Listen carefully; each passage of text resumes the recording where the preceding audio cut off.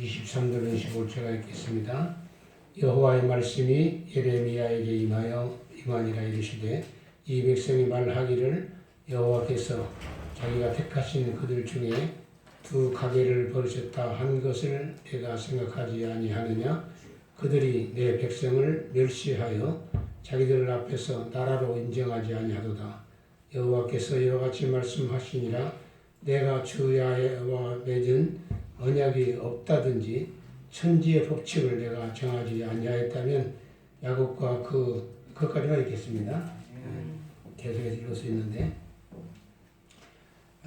우리가 하나님을 성인답고 하는 것은 사실 하나님의 일반 은총과 특별 은총 때문이거든요. 일반 은총이라면 이 땅에 살게끔 모든 조건을 주신 것, 일반 은총입니다. 그러나 인생은 이 땅에서만 끝나는 게 아니잖아요. 그렇기 때문에 영원한 생명을 위해서 죄 문제를 해결해 주시고 우리에게 구원을 주신 특별한 은총을 또한 우리가 알기 때문에 이 하나님을 사랑하고 섬기고 예배하는 것이죠.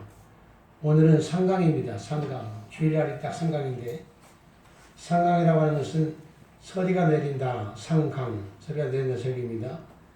그래서 우리가 이 태양의 환경이 추분점을 지나면 추분점이 180도거든요. 그러면 이제 15도씩이야 그게 24절기니까. 그러면 두 번 지나면 210도에 오면 상강이 되는 겁니다. 이때는 날씨가 아주 맑고 새벽이 상당히 차가워져서 수증기가 응결되는 이렇게 안 보이는 수증기가 물방울처럼 응결되는 그게 이슬점이라고 그러는데 이슬점이 되면 지표면이 차가워지므로 얼어붙어서 서리가 되는 거죠. 주로 서리는 바람과 구름이 없는 밤에 형성이 됩니다. 얼음 위에도 서리가 내린다고 합니다. 이를 우리가 설상현상이라고 하죠. 이 상강때가 되면 동면에 들어가는 동물들이 부지런히 준비를 합니다. 음식을 준비해 놓고 예비해 놓고 굴을 또 구하고 이렇게 하는 거죠. 또 설이 맞으면 곡식이 다 망가지기 때문에 추수가 거의 끝날 때가 상강이죠. 여름에 더위가 길었다 또 긴다 뭐 이런 말이 있었고 또 비가 얼마 왔다 안 왔다 이런 말들이 있고 가을이 이름만 있지 가을이 언제 왔다가 언제 가는지 모르겠다 뭐 등등 말들이 많지만 가을은 가을이로서 또 사명을 다하는 것입니다. 우리가 지금 단풍이 많이 들고 있잖아요. 상강이 되면 기온이 최저 5도 이하로 떨어지기 때문에 그래서 그냥 단풍이 드는 거예요.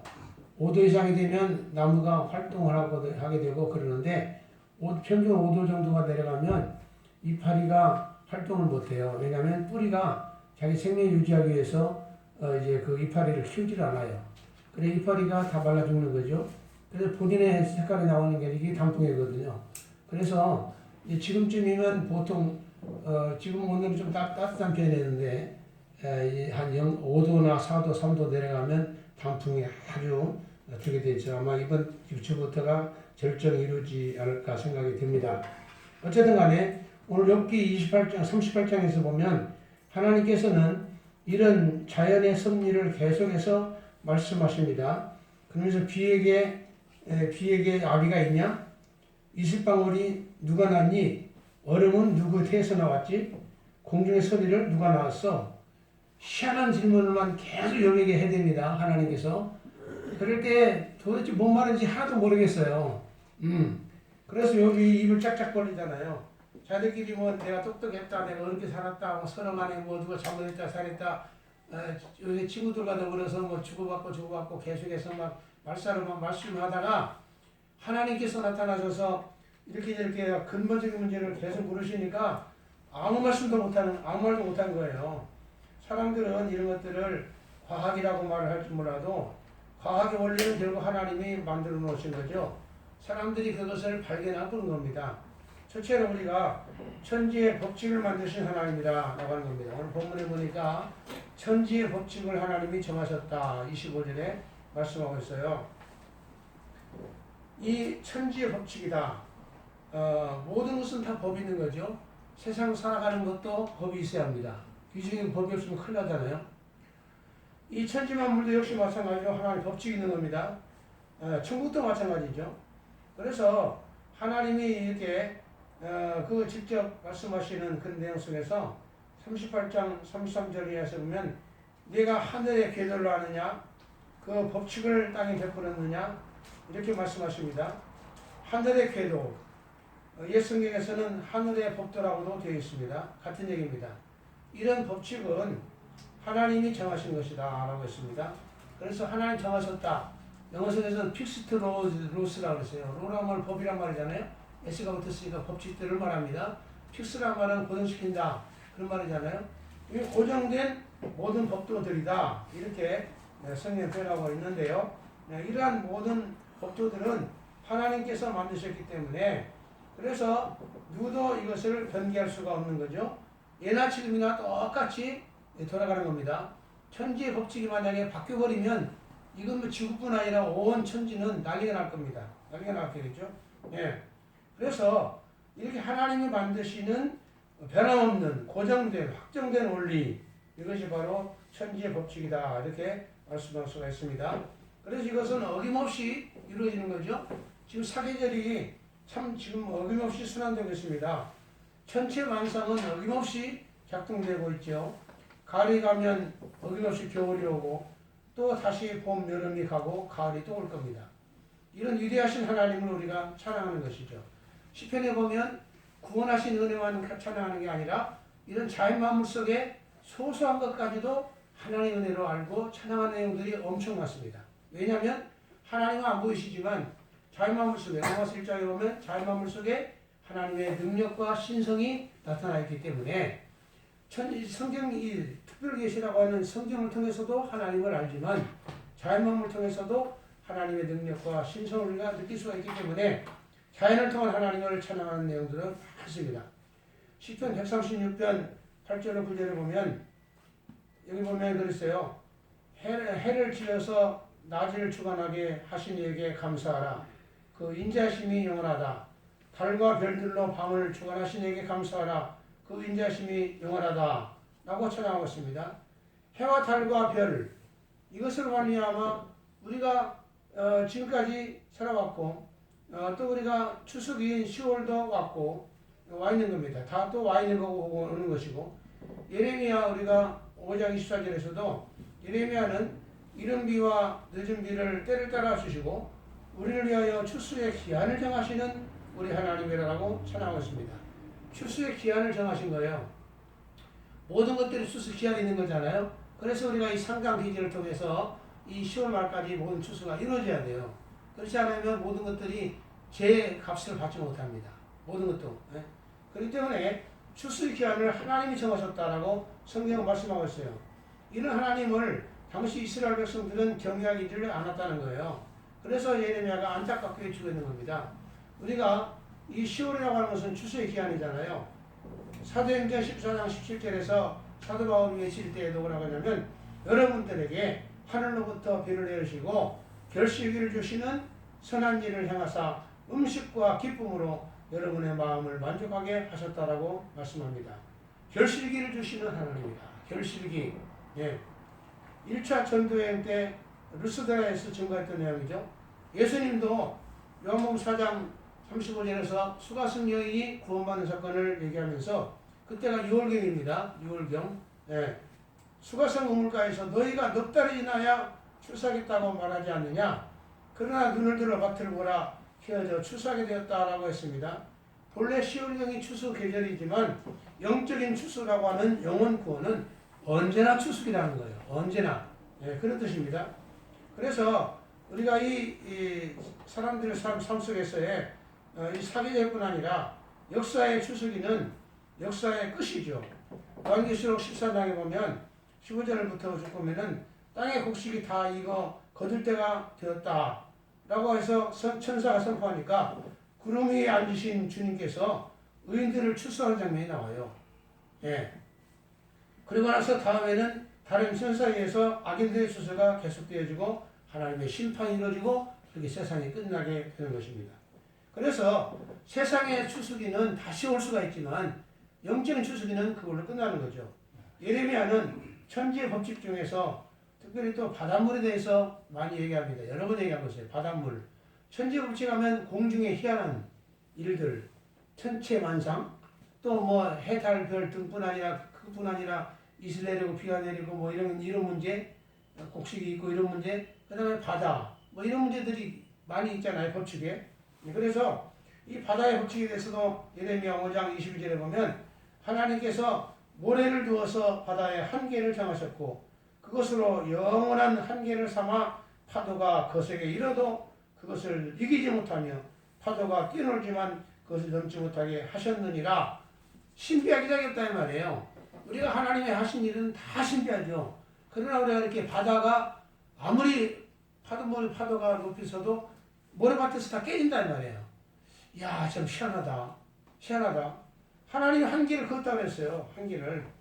욥기 38장 11절에서도 역시 하나님께서 하신 천지 법칙 중에서 하나를 예를 들는데 바다의 한계를 정하여 문빗장을 딱 치르고 이르기를 내가 여기까지만 오고 더 넘어가지 못하리니 내 높은 파도가 여기서 그칠지니라 하였다라고 앞에 38장에서 말씀하겠단 말이에요.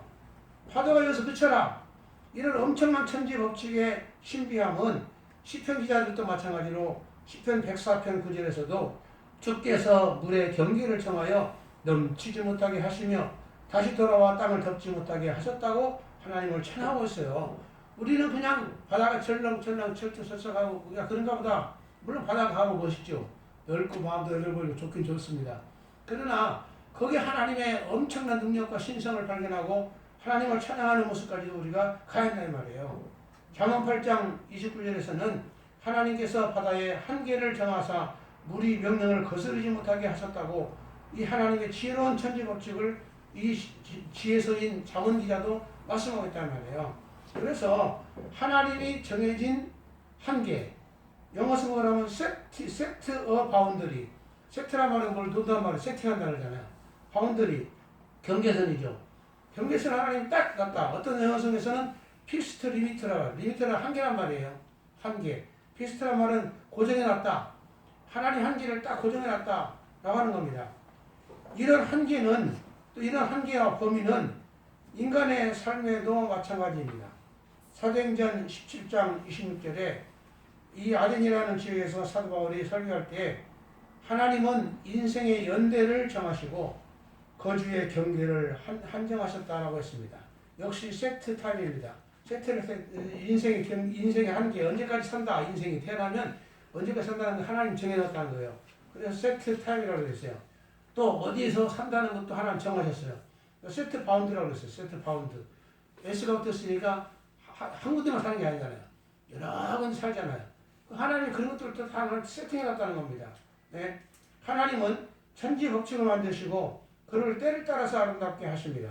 전도서 3장 11절에서 때를 따라 아름답게 하셨다고 했어요. 그건 뭐냐면 정해진 사계절이면 사계절 그때마다 다 아름다움이 있는 거예요. 봄은 봄대로 아름다움이 있고 여름은 여름대로 피하고 아름답다는 말은 꼭 보기 좋다는 말만이 아니에요. 그 사명이 다 있다는 거예요. 그 하나님 주신 사명을 다 완성하고 있다는 거예요. 여름이 그냥 있는 게 아니잖아요. 나무 이파리들이 무성에 커야만이 열매가 맺히는 거 아니에요? 열매가 크는 거 아니에요? 그럼 가을 되면 단풍 들지만 단풍 멋있다 하지만 단풍 사실 열매가 다 익으니까 할 일을 다 끝낸 거거든요. 그러니까 단풍 지는 거잖아요. 그래서 다시금 이제 또 나무를 보호하고 거름이 되어주고 또 그러면 봄에 겨울했더니 힘을 냈다가 나무들이 봄 되면 다시 싹을 피고 그러니까 자기에 주어진 다 사명들을 완성하고 있다. 다. 그래서 이것을 아름답다고 말을 하는 거예요. 보기만 아름답단 말이 아니라. 그래서 이렇게 하나님께서 모든 것들을 그의 때에 맞게 아름답게 하셨다. In His time. 그 때에 맞게. 예. 그래서 everything, 모든 것들을 beautiful, 아름답게 하셨다. In His time. 그의 때에 맞게 아름답게 하셨다라고 말씀하고 있는 거예요. 우리 오늘 찬송 아까 불렀잖아요. 주님의 시간에 아름답게 변하리. 그랬잖아요. 그게 뭐냐면 그 제목, 찬송 제목이 이니스타임의 영어라면 그 찬송 위에 보세요. 이거 있으니까 맨 위에 오른쪽에 보면 그 제목이 나와요. 영어로 in his time. 그분의 시간에, 예, 그분의 시간이 돼야 우리 삶도 아름답게 변하는 거예요. 내가 억지로 되는 게 있습니까?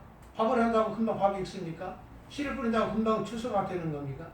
하나님 때가 있단 말이에요. 다 때가. 그때를 기다릴 줄 아는 게 성도해야 돼요. 성도해야 돼요. 아무 때나 급하게, 아무 때나 자기에 맞게 고집피거나 불평하고 원망하고 그거는 하나님의 성도가 자세가 아니라 이 말이에요. 주님의 때가 반드시 있다는 거예요. 하나님께서는 모든 걸 세팅해 놓은 것처럼 우리 인간의 삶도 인간의 한계도 언제까지 살 것이며 어디 살 것이며 어떻게 무슨 일이 벌어질 거며 다 안다는 말이에요.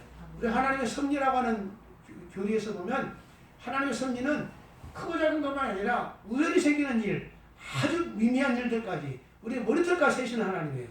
이런 하나님 우리가 신뢰하는 것이 신앙이란 말이에요. 그렇기 때문에 우리는 하나님의 아름다운 때 이것을 마음껏 누리며 찬양하고 감사하는 삶이 필요하다는 거예요. 가을은 가을대로 또 겨울이 오면 추운 것도 있지만 또 겨울이 필요하니까 있는 것이거든요. 그래서 그 겨울을 또 찬양하는 것이고 그래서 봄사이대로 감사하는 게 하나님 뜻이라고 했잖아요. 그다음 두 번째로는 이는 하나님의 약속이 불변하다는 예를 말하는 겁니다. 예. 천지법칙은 잘 안 변하잖아요. 물론 주님이 재림하면 이 세상의 역사가 끝나면 변하겠죠. 그러나 그 전까지는 변하지 않는다는 말이에요. 천지법칙이 변하지 않고 지금 본문에 예레미야 30장 내용은 하나님의 약속, 언약에 대해서 말을 하면서 천지법칙이 변하지 않는 거 너 알지? 밤이 되면 달이 뜨고 낮에 되면 해가 뜨잖아. 이와 같이 하나님의 약속은 변치 않아. 하나님의 언약의 불변성을 지금 얘기하고 있는 예를 드는 거거든요. 이 세상에서 사람들이 느끼기에 가장 불변하고 어김없이 이루어지는 게 바로 천지법칙이잖아요. 예? 천지법칙을 누가 의심한 사람이 있어요? 의심하지 않는단 말이에요. 예. 그래서 하나님의 언약을 말할 때마다 천지법칙들을 예를 들고 있는 거예요. 다른 것보다도. 그래서 20절에서 그쭉 이어지는 내용이 20절부터 이어지잖아요. 20절에 보면 낮에 대한 나의 언약과 밤에 대한 나의 언약. 이것은 뭐냐면 낮에는 해를 주셔서 하나님이 주관하게 하시고 밤에는 달을 통해서 별을 통해서 주관하게 하신다는 그 언약을 말합니다. 이것이 깨어지지 않은 같이 다윗에게 세운 언약도 깨어지지 않는다 라고 하면서 새 언약을 지금 말하고 있는 겁니다. 31장에서도 역시 새 언약을 말하면서 31장 35절 36절에 보니까 하나님은 해를 낮에 빛으로 주셨고 달과 별들을 밤에 빛으로 정하셨나니 이 법도가 내 앞에서 폐하질진데 이스라엘에 대한 나의 그 멸망도 있을 것이다. 그거는 뭐냐면 천지법칙이 변하지 않는 한 나는 하나님의 백성 주의 백성 성도들을 끝까지 버리지 않는다. 절대 멸망하지 않는다. 라고 하는 보장을 얘기하고 있는 겁니다.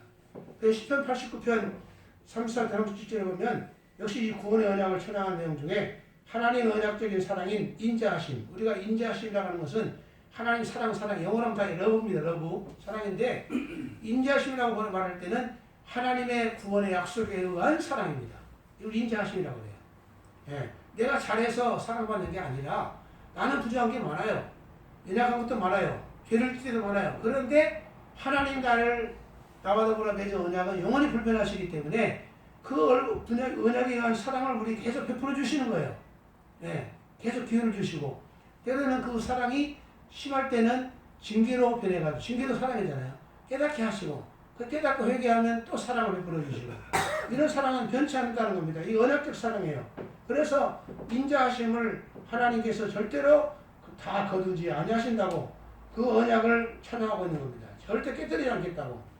그러면서 뭐라고 예를 들냐면 궁창의 확실한 증인인 달과 같이 영원히 견고하게 되리라 이렇게 말한다는 거예요. 밤에 달이 안 뜨는 일이 없잖아요.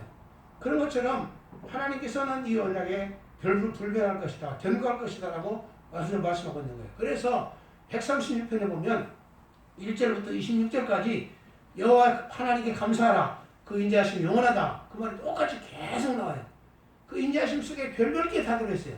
26가지 중에서 해, 달, 별 주시니 감사하라. 그 말도 있고 뭐 낫으로 해로 낮을 주관하시니 감사하라. 그 인자하심 영원하다. 달과 별들로 밤을 주관하시니 감사하라. 그 인자하심 영원하다. 사소한 것부터 쭉 얘기합니다. 하늘나라 구원까지.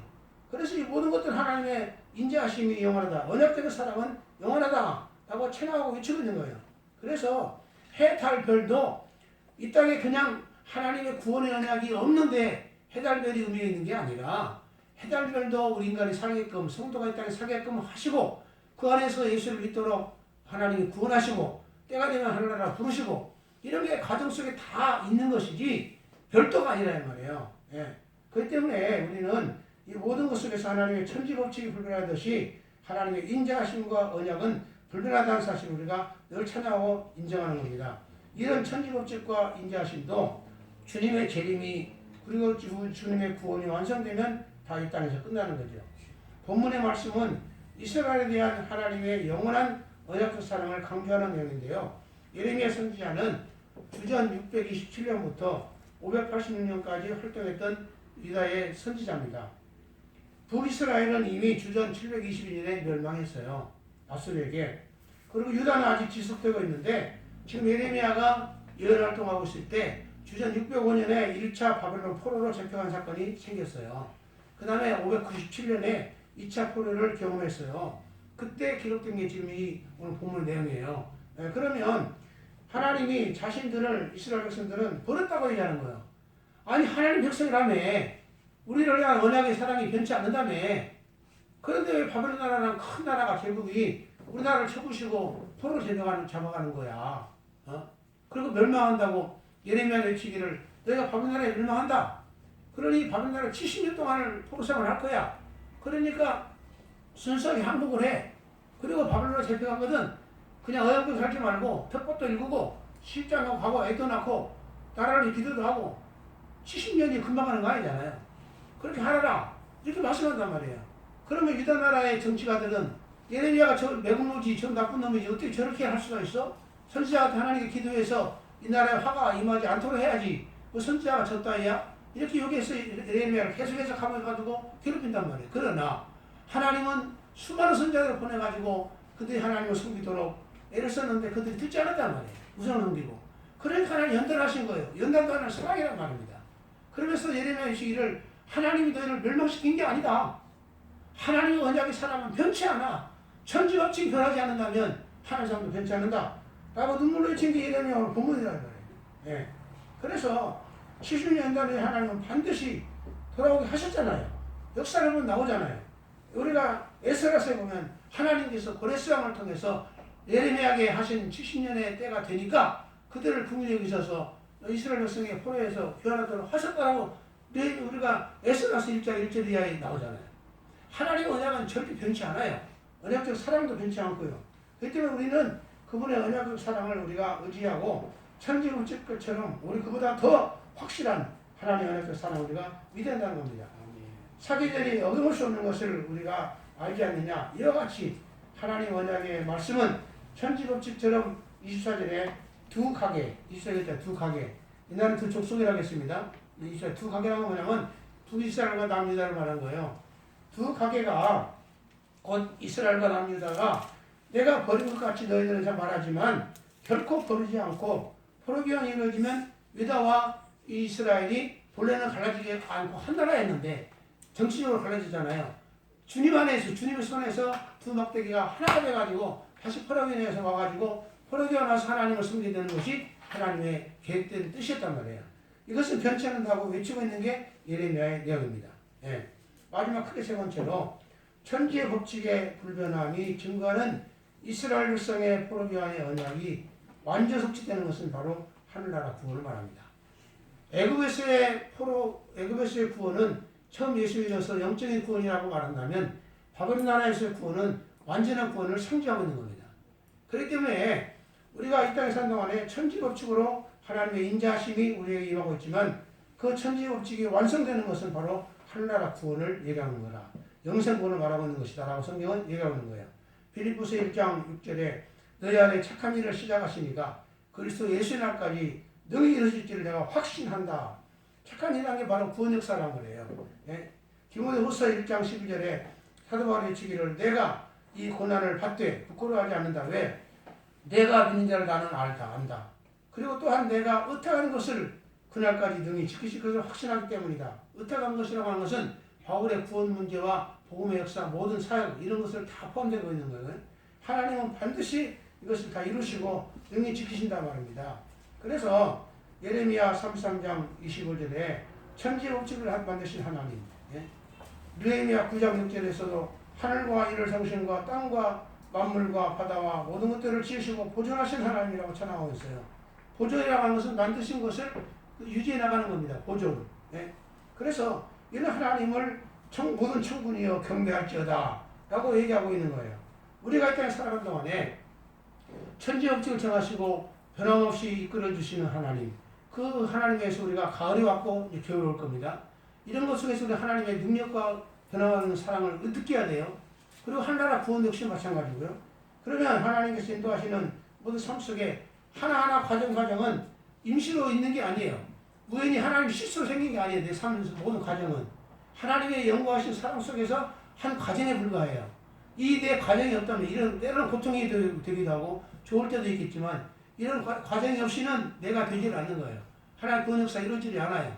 하기 때문에 우리는 우리 삶 속에서 앞으로도 영원히 천지없이 변하지 않는 것처럼 하나님의 연합적인 사랑은 변치 않는다. 이런 사실을 생각하면서 자연이 변할 때마다 겨울이 올 때마다 아우 추운데 겨울이었네. 아우 왜 그러지? 아우 겨울을 이렇게 춥게 만들어서 하나님이 그렇게 아니라 하나님의 아름다운 섭리가 있구나 라고 생각하면서 이런 변치 않는 영원한 하늘나라 구원까지도 바라보면서 밤마다 주의 이름으로 감사하는 사랑하는 삶이 될 줄로 믿습니다. 하나님 우리 은혜를 감사합니다. 오늘은 주일날이 딱 상강입니다. 하나님께서 때가 되니 서리가 내리는 계절을 만드시고 이제 지나면 또 입동이 될 것이고 또 겨울 지나면 또 봄이 올 것입니다.